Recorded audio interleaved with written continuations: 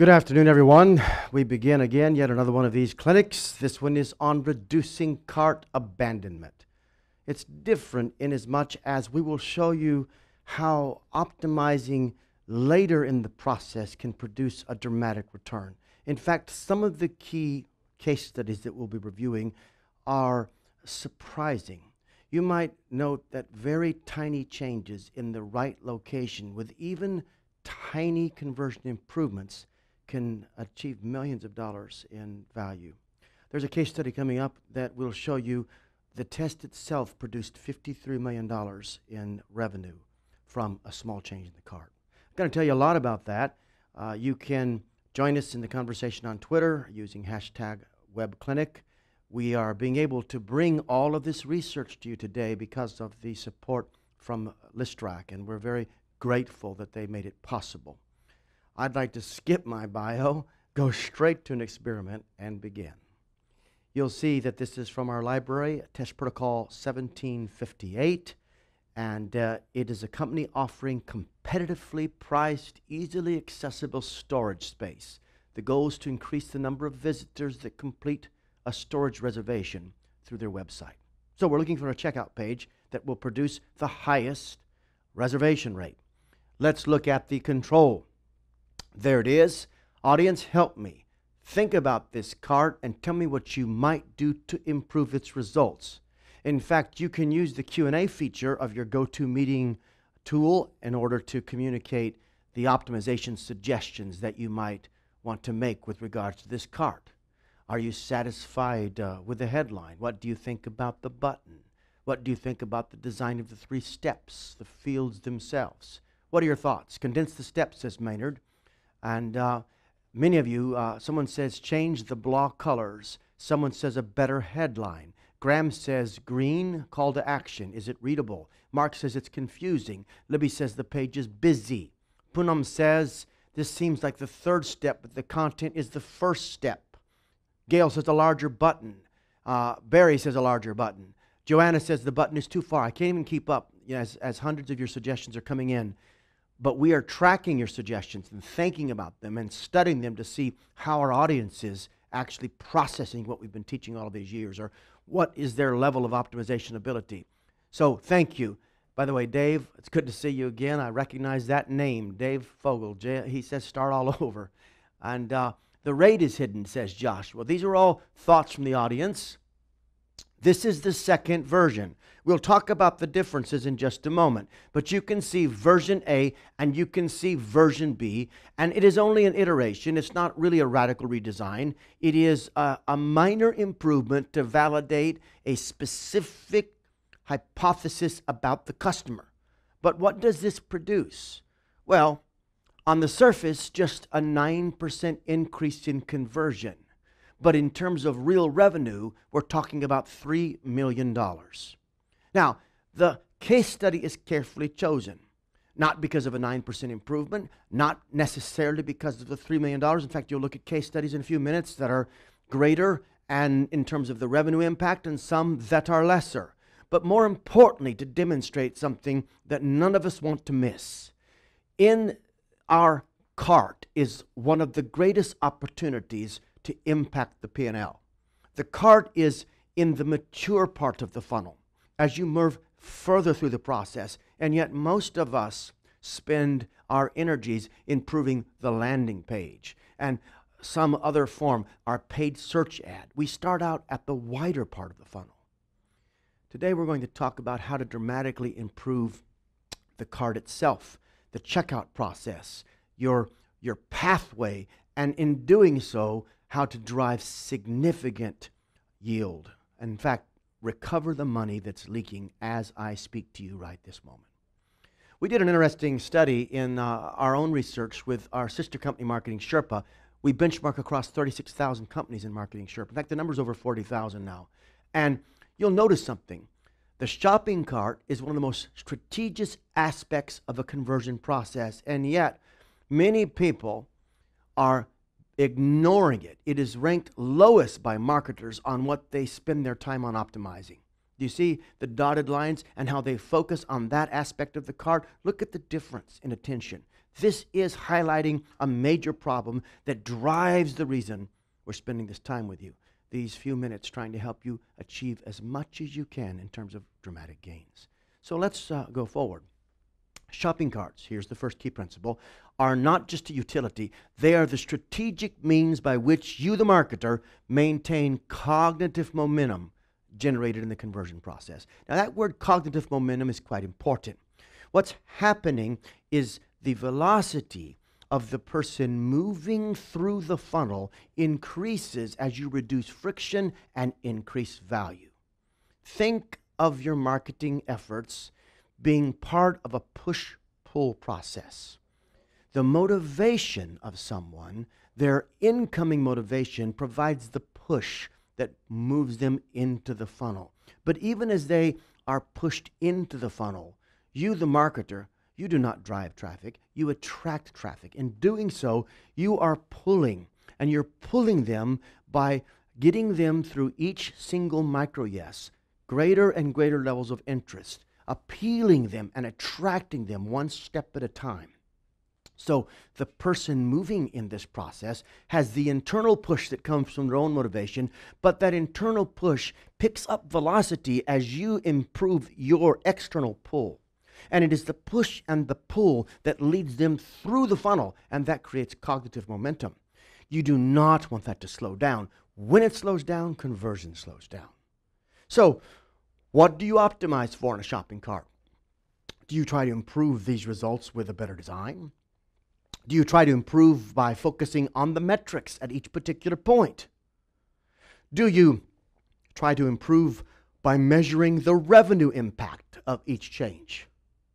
Well, all three of these are important, but the real issue, what you really should be driving for, is trying to improve the cognitive momentum.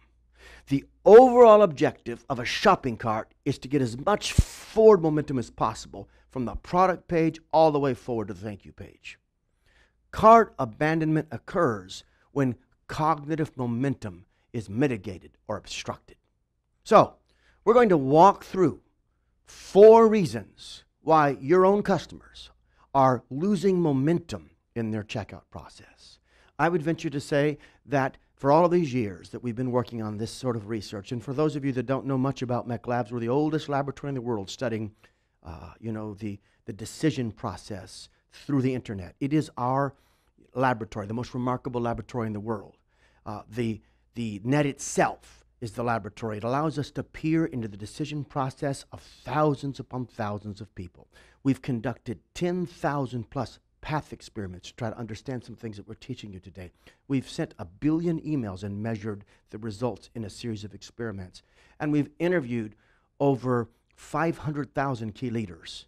We've recorded and analyzed 5 million phone calls. All of this, to try and get answers to the questions that we're teaching in these clinics. And this is one of those times when we share with you some of our research findings.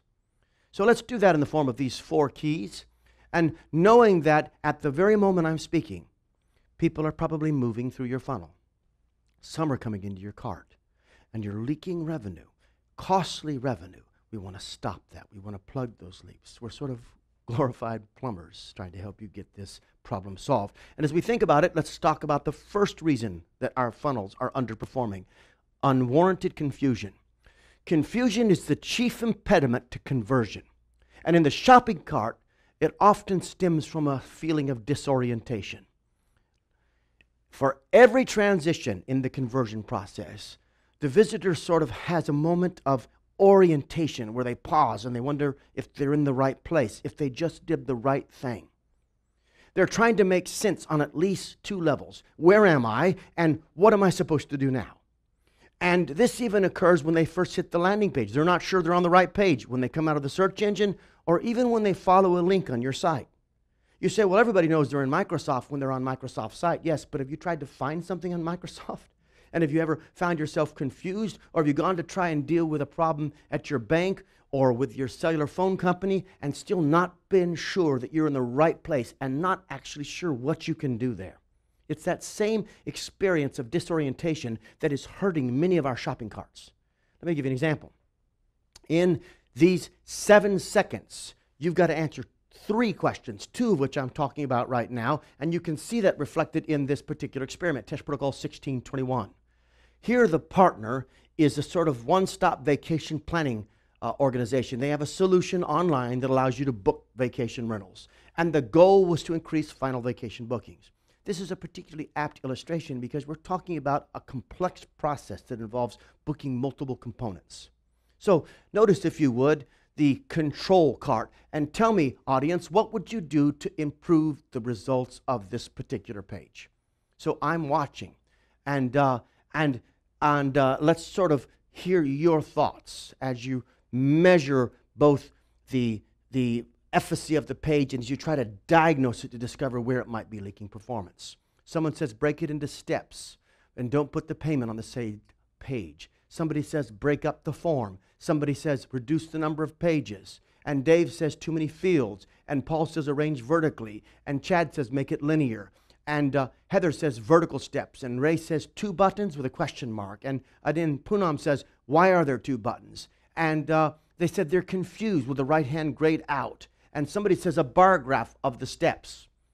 Well, let me show you some of the things that our analysts and scientists discovered. We first of all hypothesized that the original cart being broken into 2 steps was creating a lack of clarity in terms of the way it flowed horizontally. So often in this testing process that goes on in our laboratory, we begin with an observation. What you see on the screen behind me is an observation. We convert the observation into a potential point of wisdom. Now, it's not true wisdom yet. We have to test it. But we're looking to understand how the customer's thinking. And we hypothesize what these 2 steps are doing in the mind of the customer. And the goal of the test is not just to get some sort of lift, but to get a clear understanding as to how the customer's thinking, to convert that potential wisdom into actual wisdom. And so we notice these points and we start to build out a more robust hypothesis. And you can see here that the horizontal flow, as well as the blue shading, makes it very difficult for visitors to get a sense for the sequence of the cart. And so, with those thoughts in mind, we begin a new treatment, and this is treatment A. And you can see that a simple step indicator is added. And you can see that the treatment is sequenced into 2 steps vertically. And so, let's look at the control and the treatment side by side, and as you do, ask yourself, which one of these will produce the greatest clarity? Because again, we're trying to eliminate confusion. Here's what the results tell us. With the new page, we're able to achieve a 36% increase in cart conversion. Now, I just want you to stop for a moment and think about that. What would that mean to you if you were to go home today or back to your offices or wherever it is that you're going to be working in the next 24 hours and able to sort of engineer a 36% improvement in completions within the cart itself? For many companies, it would have an astronomical impact on the P&L. Look at this company. What they saw was that by simply bringing greater clarity, they could get more people to the macro yes, the final purchase. Now, as you think of it that way, let's just remind you, not this, but this. A 9% increase. And as you may recall, $3 million. And not this, but this. And a 19% increase. Now let's look at the second impediment, unexpressed value. I'll explain. Look at a test protocol, 1789. This is a newspaper selling subscriptions for home delivery. The goal is to increase the subscription rate. We want more people to buy subs. So here is the control page. The control is the original page. It's their highest performing page, and we have to analyze that, looking for possibilities in terms of improvement. And the page has sort of,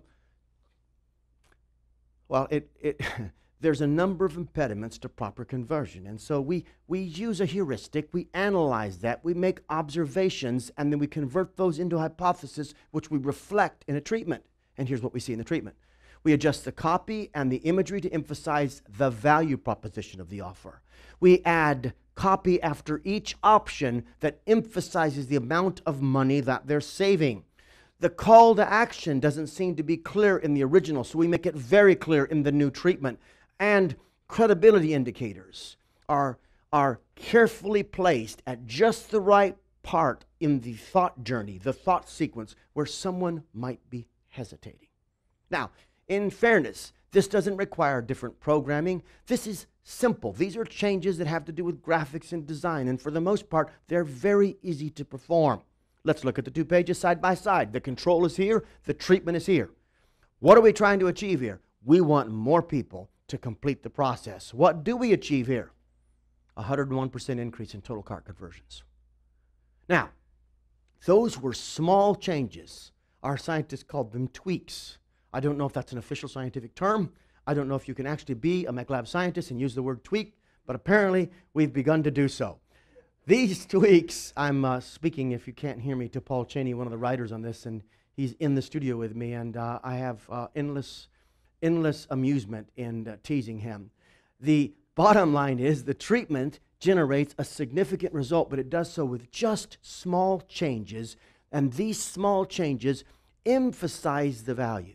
So often, we think that the person has made the decision when they click the purchase button or the reservation button or the subscription button. And because of that, we stop talking about value and we just direct them.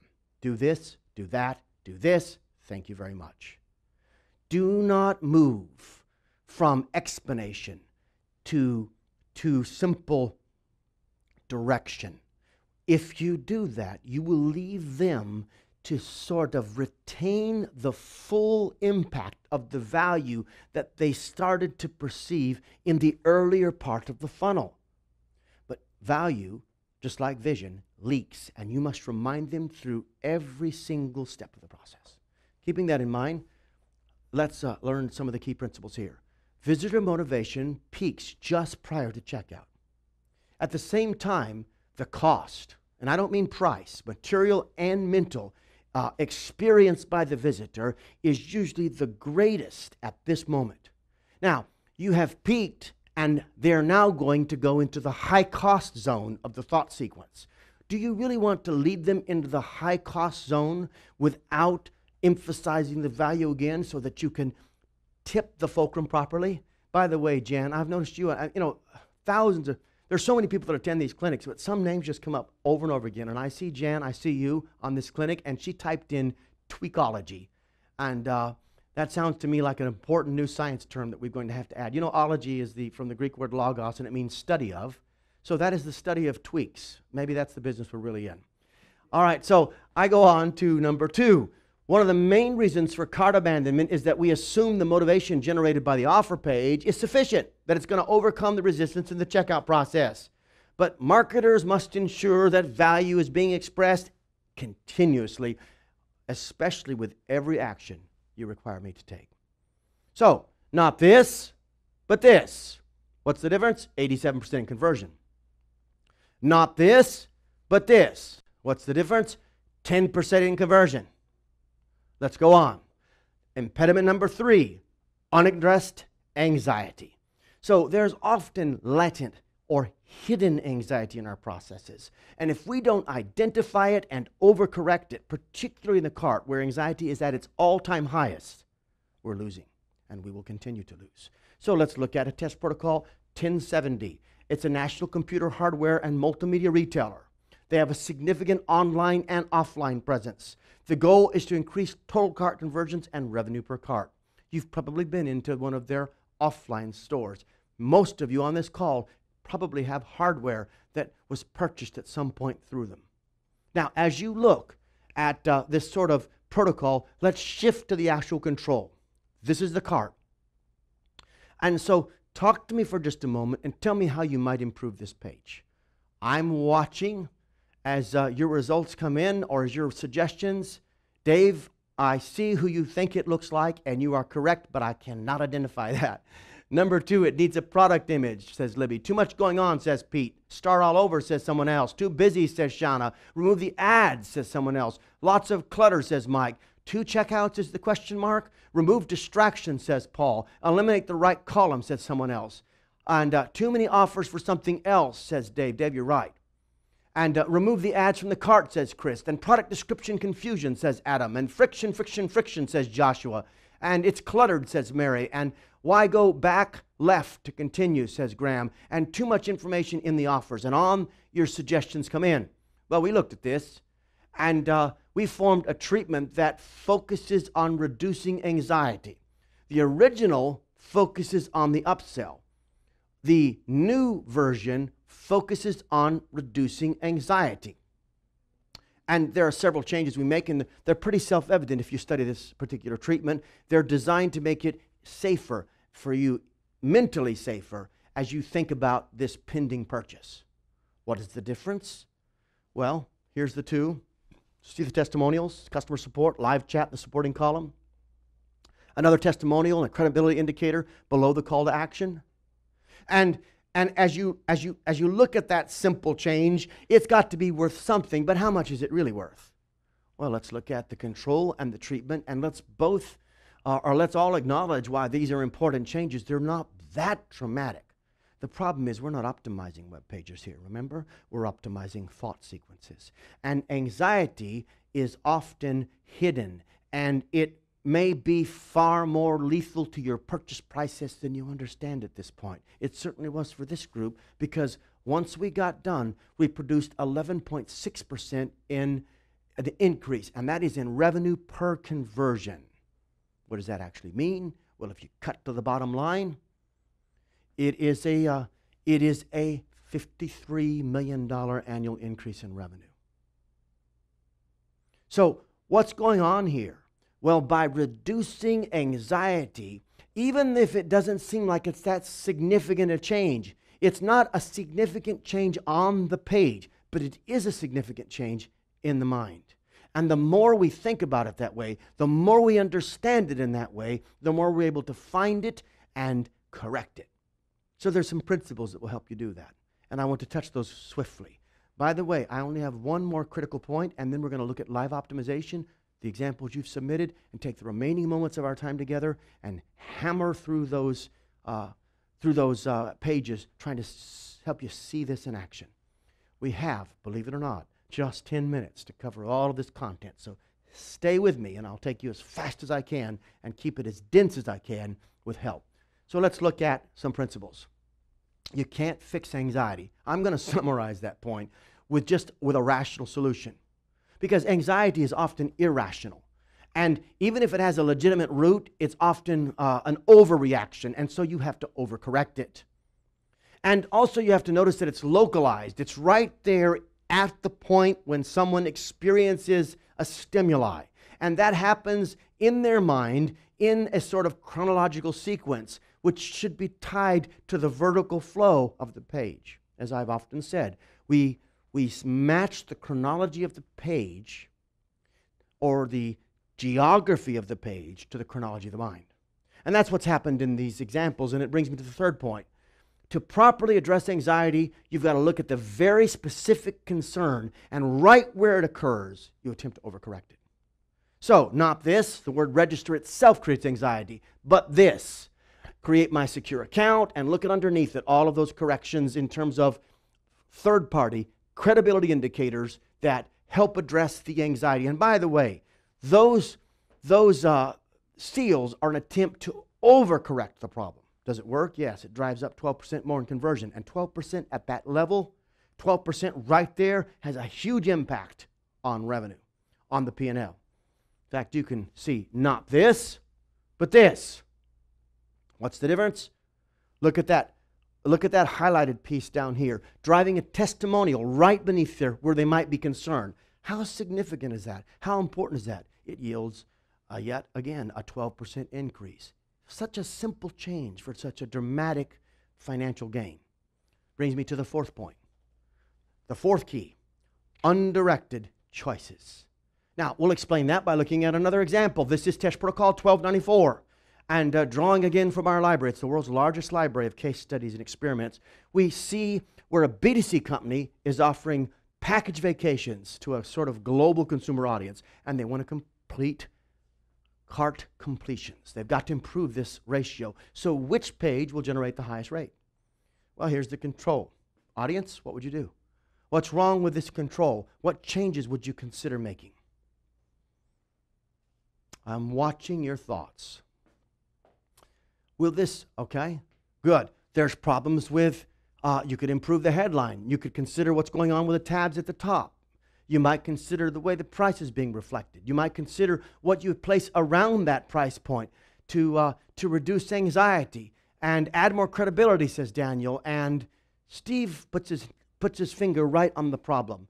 There are competing options. There are 3 buttons equally weighted. Now, we could address many of the other elements that are being raised by you right now as you complete this analysis with your suggestions. But let's just focus on that. These 3 evenly weighted options slow down the visitor. Remember about velocity? Remember the push and the pull?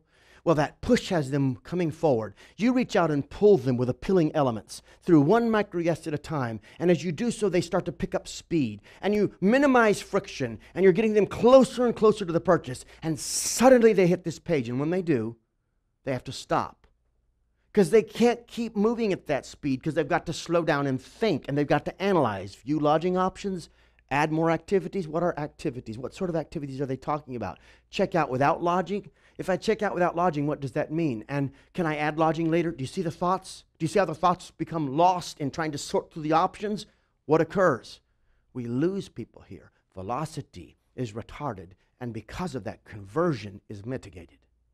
So what do? It's a simple fix. We simplify this, and we de-emphasize the additional options. We bury that within the product details and make it only important when it's time for it to be important. What's the result of that? 37% increase in total cart conversions. That's a dramatic gain in the cart. Little gains in the cart have more impact most often than large gains or big gains at the beginning of the funnel. What can we learn? Giving the customer more choices does not always produce more conversions. In fact, one of the greatest impediments to conversion is multiple options. And when possible, the shopping cart should not lead a prospect to a set of potential options, but rather to a primary option. We have to beware of too much unsupervised thinking. Indeed, not this, but this. What's the difference? 64% increase in conversion. Not this, but this. What's the difference? A 78% increase in conversion. Now, I've said all of that to suggest to you these key principles that we hope you take away in this very short session we have together. But I am not done. I want to take you through to live optimization. I was asked, in fact, I teased him on the way in here by Austin to remind you that we have a summit coming up in San Francisco. Now, I got in trouble last time because I breezed through one of these slides and apparently I didn't say it clearly enough. But within the next 7 days, for our web clinic attendees and no one else, you can save the $200 if you register for the summit. I think I said it right, Austin? Paul? Okay, there's a promo code they tell me on the next slide. You need that code in order to get that savings. All right, they're going to tweet that code so I can keep teaching. All right, I want to keep teaching. Here we go. So here is the first submitted to us by Carfax. And the steps to the current page are the storefront, and then they order reports, and then they come to this page. The target audience is consumers looking for data on a vehicle. I'd like the audience to help me rather quickly. I only have a few moments left, 5 minutes to be precise, and we're going to try to do more than one page by doing this fast. What would you do? More vertical, get rid of the LH sidebar, says Brandon. Remove the left-hand navigation, says Paul. And other options are coming in. Another says remove the left margin. And try a more popular option, or most popular option, says David. Too many of the same or too much of the same color. I want to stop there for just a moment and look at the page. First of all, it says select your package. And it does have one option emphasized over the other. My first experiment would be to try and redisplay those 3 options in different ways, looking for that one which will produce the highest gain and also the highest overall revenue. It may well be that there's a better way to display those options. You should test pre-checked radial button, just the simple approach. You should check or test more appealing graphics or visuals representing each report with one perhaps circled or with a red underline or green line all the way around it, border emphasizing most popular or best value. And you should probably test at least 2 other approaches to displaying that particular choice. Another thing you might consider is the order of the choice. It might be possible for you to have them provide the information and then ask for the choice at the very end of the process checking the order of that might produce something else. And then the checklist on the left looks important, but it actually appears to be navigation. In fact, people called it navigation when they were making suggestions. I would consider moving that on the left to the right and making it look less like navigation. I would also make certain that people understood clearly that that was a list of benefits. I don't think that's apparent, and many people will just breeze over it and not pay attention. I think that the View a Sample Report feature is very good, but it's in the wrong location on the page. Upper left-hand corner is not where you want it, probably on the right-hand side. And then I would experiment with bringing those buttons, or down below, those credibility indicators, closer to the Buy Now button. I would also experiment with the words on the button to see if there is, within compliance, within legal compliance, a better term that promises value to the person who is looking with this page. I hope you find that helpful. And if so, and you make some changes, send that page to us with your thoughts, and at MECLABS we'll try to help you here at Marketing Experiments, which is, if you don't understand, MECLABS is the science group that powers marketing experiments. So then, let me take you to another live op. I have 2 minutes left. Let's go to another page. This is Surviva Naturals, and this is the storefront, and this is the cart. They come from storefront to cart to this page. Audience, what could you do to this? Tell me in 30 seconds. 30 seconds, because I'm going to start speaking. And it needs images, says Mary Stein. Needs hard to see. Needs a clear next step, says Libby. It needs a security seal. I agree, says Puna. Fenced-in fields is a mistake, someone says. Looks like a periodic table, says Princely. That's an interesting thought. Green checkout. Which one is the button? Tighten up the height. Needs a testimonial, someone said. All right, let's look at the page, and let me give you some quick comments. First of all, I wouldn't use the word my shopping cart. I'd use a more powerful headline that justifies the reason. Tell them it's the shopping cart, but use something that encourages them to complete the process. Secondly, the page has no value embedded on it.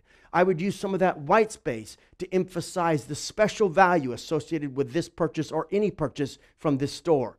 In addition to that, I would be very careful about proceed to checkout, the secure checkout being a red button. Red often denotes alarm and hurts conversion. Thirdly, I would look at all other aspects of anxiety on this page and try to do something that reduces anxiety. More importantly, if they click, what happens next?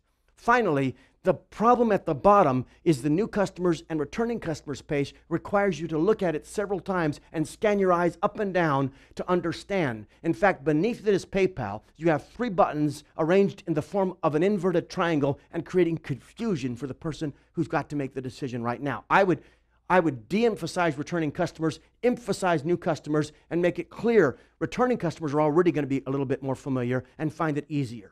There's more that we might do, but I'm out of time. If you found today helpful, would you take a few moments, use your Q&A and start talking to me? There's a survey you can participate in, but I start reading the Q&A before I walk out of the studio, and I'd like to get your immediate, imminent feedback on if you got enough value here to justify your time. We're trying so hard to help you get as much as you can in the limited time that we have together. And I want to thank you. Thank you for your investment in time, and please, if you found today helpful, tell a friend so that we can build the largest community in the world that are essentially evidence-based marketers learning and growing together as we conduct experiments. I appreciate all of you. Look forward to seeing you at one of our events. Hopefully I'll see some of you at the summit coming up in San Francisco. Thank you again.